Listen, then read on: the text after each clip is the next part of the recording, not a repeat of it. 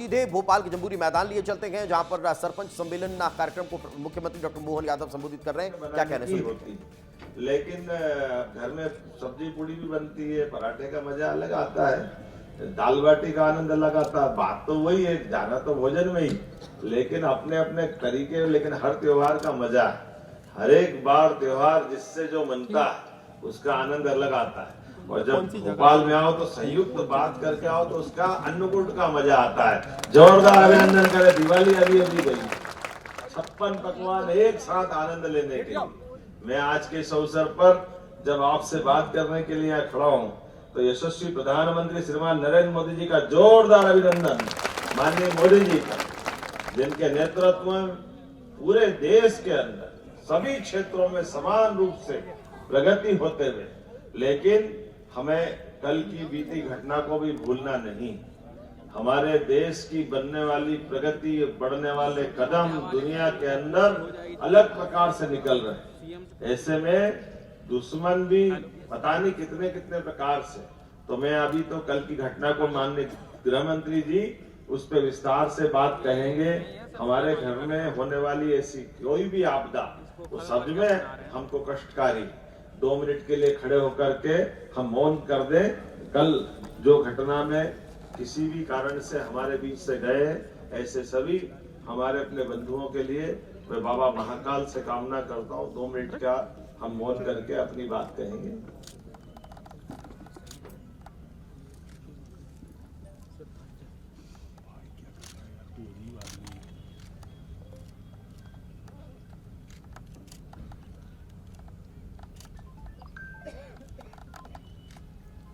ओम शांति। बैठ जाए। हमारी अपनी ऐसी रोजमर्रा की गतिविधियों में इतना बड़ा देश और इस बड़े देश के अंदर यशस्वी प्रधानमंत्री ने 10-11 साल में कितने प्रकार से कितनी सारी चीजों की चिंता की। इसलिए हमारे देश के यशस्वी प्रधानमंत्री पे हमको भरोसा है, माननीय गृह मंत्री पे भरोसा है। जब लाल सलाम को आखिरी सलाम हो रहा तो ये लगेंगे कहा जो भी होंगे सब ठिकाने लगेंगे, ये पक्का भरोसा पूरे देश को। माननीय मंत्री जी बालाघाट से सांसद आते थे, ऐसी कई सारी घटनाओं का और कितने प्रकार के ऐसे व्यवस्थाओं के बीच अपनी हिम्मत से इन सारी बातों से बाहर आना पड़ता है। आज के इस अवसर पर चूंकि आपके राष्ट्रीय पदाधिकारी मौजूद है, प्रदेश के पदाधिकारी मौजूद है, और जो अभी विषय आए उन विषयों के लिए हमारी सरकार सदैव आपके साथ है, ये पक्का बोल सकता हूँ, इसमें कोई शंका नहीं। जो हमारे बीच में तय होगा उस व्यवस्थाओं का परिपालन करने का काम ये सरकार के माध्यम से निश्चित रूप से होगा। और ये बात तो सही है कि जब सरपंच के सामने बैठेंगे तो सचिव, रोजगार सचिव, क्या रोजगार सहायक, ये सब चीजें तो आना ही चाहिए, इनके बिना बात थोड़ी बनती है। तो ये इस विषय को लेकर के भी विभाग गंभीर है। लेकिन ये भी बात सही, त्रिस्तरीय शासन प्रणाली में पंचायत के लिए सच में जो प्रधानमंत्री, मुख्यमंत्री, ये हमको दिखते भले ही है, या आपकी नगर पालिका, नगर निगम, नगर पालिका, ये जो आपको पावर है वो पावर तो इतने बड़े बड़े पद वालों को भी नहीं। एक सरपंच जो पंचायत के लिए कर सकता है वो कोई नहीं कर सकता। जोरदार अभिनंदन अपने आप के लिए भी करें, क्योंकि पंचायत की नीचे तक की प्रणाली इतनी अच्छी है।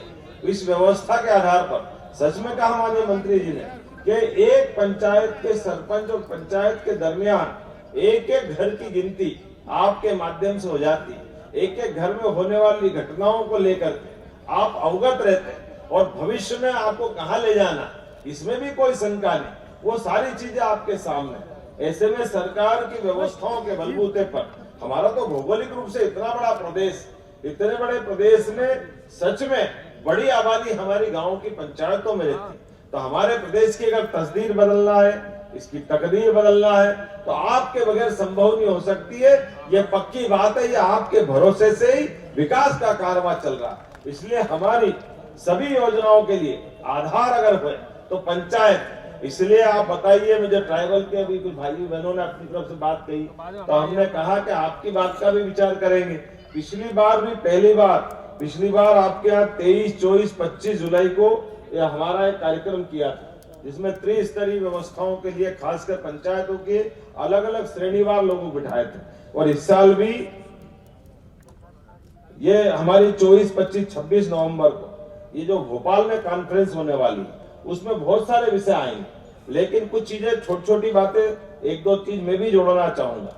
उदाहरण के लिए जैसे हमारा शहरीकरण बढ़ रहा है और शहरीकरण बढ़ने के कारण से पंचायत और पंचायत के पास में लगी नगरीय निकाय की कोई व्यवस्था, तो नगरीय निकाय और आपके बीच में एक कई बार ये टकराव आता है। जब नगर निगम, नगर पालिका, नगर परिषद होती तो उनके पास पार्षद भी होते हैं, सीएमओ भी होते हैं, बहुत सारी चीजें होती, लेकिन ठीक पास में पंचायत है। अब पंचायत के पंचायत सचिव और सहायक सचिव, इससे बड़ा कोई होता नहीं, और वो टीएनसी यूएनसी से लेकर बड़ी बड़ी अपनी कॉलोनी बनाने आते हैं, बहुत सारी चीजें होती। तो ऐसा कोई समाधान निकले कि हमारी पंचायत भी जिंदा रहे और वो विकास का काम भी बंद नहीं हो, इसका मैकेनिज्म बनाने की जरूरत है। इसके आधार पर भी हम अपने बड़े शहरों के साथ, लेकिन जो पंचायतें ऑटोनोमस है, जिन पंचायतों को अपने काम करना, तो मैं आज ये भी देखता हूँ सियासत विदिशा में उदाहरण बना कि हमारी आवासीय व्यवस्था में पंचायत भी अपना रोल अदा करे कि आपकी खुद की प्लानिंग से अपना नया गांव बसे, क्या परेशानी उसमें, उन कामों को भी किया जा सकता है, लेकिन विभाग के दरमियान उसको कैसे करें ताकि कठिनाई नहीं आए। जैसे बीच बीच में कोई ने खड़े होकर बोला ना कि कार्रवाई हो जाती है, एफआईआर हो जाती है, ये जो कठिनाई है मैं मान के चलता हूँ, ये पक्की बात आपको गारंटी दे सकता हूँ, अच्छा काम करो, सच्चा काम करो, सरकार आपके साथ आने वाली, कोई कठिनाई आपको नहीं आने वाली है, ये पक्की बात। बस काम के करने का इंटेंशन दिख जाता है कि काम की आपकी करने की भावना अगर शुद्ध है तो उस भावना में तो परमात्मा आपके साथ, कोई दिक्कत नहीं। यशस्वी प्रधानमंत्री के नेतृत्व में जब हम अपने इस तरह की व्यवस्थाओं को लिए आगे बढ़ते हैं तो कई नए टारगेट आते हैं। जैसे अभी माननीय मंत्री जी ने सही कहा, 2472 अटल पंचायत भवन हमारे पास इन गांवों की व्यवस्थाओं के लिए आज की स्थिति में भी जो आंकड़े बताए, 1037 सामुदायिक भवन, 106 जनपद पंचायत के भवन, 5 जिला पंचायत के भवन स्वीकृत की। जब स्वीकृत करो ताली वाली तो बजाओ भाई, आप ही के लिए तो कर रहे हैं। मैं समझता हूँ कि मैं बोलता हूँ तो भूल ही जाते हैं कि काहे के लिए बोल रहे हैं, ये आप ही के लिए बोला जा रहा है। ये हमारा सौभाग्य भी है कि जब इतने बड़े काम आपको मिलने जा रहा है, ऐसे में शांति धाम की बात भी बहुत पवित्रता के साथ आई। ये हमारे लिए 2026 का समय, सच में 27 में आपके चुनाव आ जाएंगे, सभी के चुनाव आने वाले, तो हमारे द्वारा ये मन का एक भाव भी रहता है। हर एक गांव के अंदर हमने तय किया कि हर हालत में शांति धाम के लिए जो राशि चाहिएगी और यह अतिक्रमण हटाने से लेकर जो भी कठिनाई है उसका समाधान करने के लिए निश्चित रूप से कलेक्टर्स के माध्यम से सारा प्रशासन आपके साथ रहने वाला है। इस टारगेट पे हमको आगे बढ़ना, तो ये बड़ा पवित्र काम है। हमारे अपने गांवों के अंदर सब कुछ है और आखिरी में जो शांति धाम की एक आवश्यकता होती है, इसमें कोई अमर नहीं है, जो आया सब जाने वाला, लेकिन आने और जाने वाले क्रम में आप देखते जो गांव के पंचायत के अंदर इस कठिनाई का आपने समाधान अगर निकाल दिया तो पूरे गांव के लिए और गांव वालों की निगाह में आपका एक अलग प्रकार का मान सम्मान बन जाता है। पंचायत को एक अलग निगाह से देखते हैं। कई सारे लोग जिनको रोजमर्रा काम नहीं पड़ता, लेकिन ऐसे कामों को लेकर एक अलग आनंद आता है। हमारी सरकार रोजगार आधारित भी बहुत काम कर रही है, इसलिए रोजगारों को लेकर भी हम बहुत गंभीर है।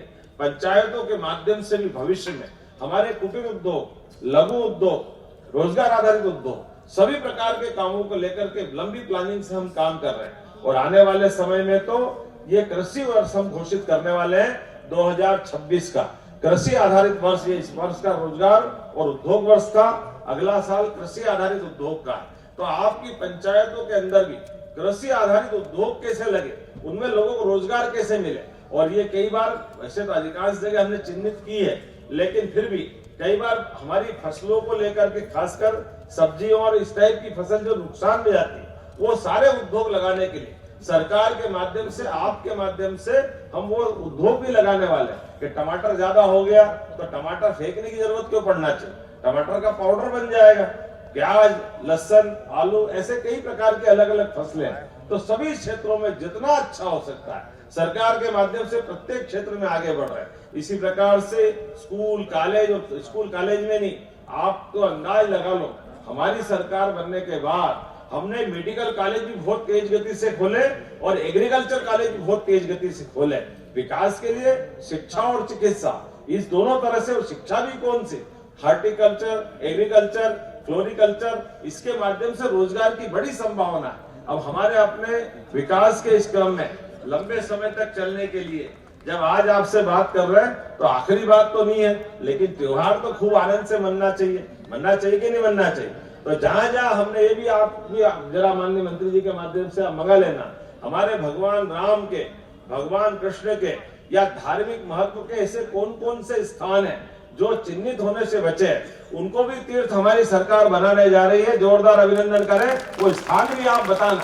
ऐसे प्रत्येक स्थान हमने अपने राज्य की भौगोलिक सीमाओं के अंदर, भगवान राम अगर अयोध्या से चित्रकूट आए और चित्रकूट से बाद में आगे बढ़े तो किन किन मार्ग से आए और गए होंगे, प्रत्येक स्थान देवस्थान की तरह, वो तीर्थ की तरह विकसित होना चाहिए। ऐसे ही मथुरा वाले, अलीगढ़ वाले बैठे राष्ट्रीय अध्यक्ष, जोरदार ताली बजाओ। हमने इनके गोपाल कृष्ण कन्हैया के लिए भी योजना बनाई। हमने प्लान बनाया है कि मथुरा से भगवान कृष्ण कंस को मारने के बाद शिक्षा ग्रहण करने आए तो मथुरा से आने का रास्ता कौन सा, और यहाँ से द्वारका जाने का, नरकासुर को मारने के असम जाने का, हर बार मध्य प्रदेश से, तो उत्तर दक्षिण पूर्व पश्चिम कई बार भगवान कृष्ण मध्य प्रदेश से गुजरे होंगे। तो जिस जिस मार्ग से गुजरे और वहां की कोई लीलाएं जुड़ी है, प्रत्येक स्थान को तीर्थ बनाने का काम हमारी सरकार के माध्यम से होगा। मैं आप सबको बधाई देना चाहूँ। इतना ही नहीं, पंचायतों के माध्यम से ग्रामीण स्तर पे भी गौशालाओं का, गोपालों का दूध उत्पादन का एक बड़ा अभियान जब हम चलाने वाले, तो दूध उत्पादन अभी जो 9% है उसको 20% तक ले जाने वाले। इसलिए अलग से जितने प्रकार से हो सकते सब विकास के मामले में पंचायत केवल हमारे अपने उन कामों को तो करे ही जो उसके पास है, लेकिन वो शिक्षा में, चिकित्सा में, उद्योग में, रोजगार में, सभी प्रकार के विकासों में उनकी भूमिका हो।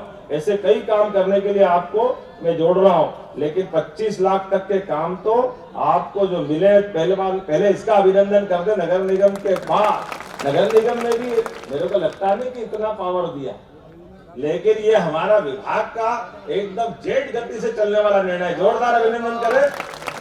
हाँ, आश्चर्य लगता सुन के लोगों, लेकिन हमने कहा कोई बात नहीं, हमारे लोगों को ये पैसा, क्योंकि नगर निगम, नगर पालिका जिनको पावर, बहन जी बैठो तो सही, हमको मालूम है विषय की बात नहीं है, क्या है, क्या करें?